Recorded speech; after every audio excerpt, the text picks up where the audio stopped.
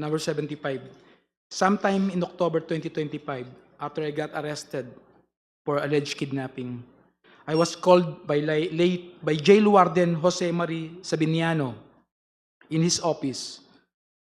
As I made my way to the office of Jail Warden Sabiniano, I was surprised to see Sarah through the metal railings of the passageway.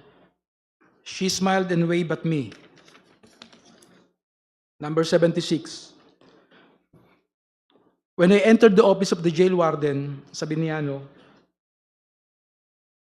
he asked me if I know Attorney Joyce.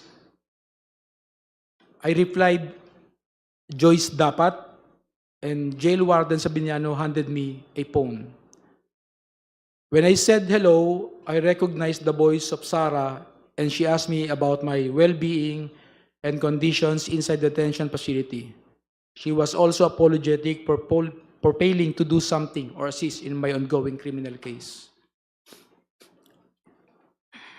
77. Frankly, I felt bad and disappointed given that Attorney Harry Roque filed the case against me in retaliation after I tried to expose his land-grabbing activities in Maribeles, Bataan, together with his Philippine offshore gaming operator partners. As I previously mentioned, I was merely trying to assist the farmers of the said area who were supposed to be awarded of their certificate of land ownership awarded by the Department of Agrarian Reform, but fell victim to Attorney Harry Roque's activities. Attorney Roque and his POGO partners wanted to convert the said place into a POGO hub after he facilitated the transfer of at least 60 land titles to First Bataan Maribeles Holding Corporations. In fact, Danny Corral, President and Chief Executive Officers of First Bataan Maribeles Holding Corporations, is also an incorporator of Lucky South 1999 Outsourcing Incorporated and Lucky South 1999 Corporation, which were involved in POGO operations in Pampanga.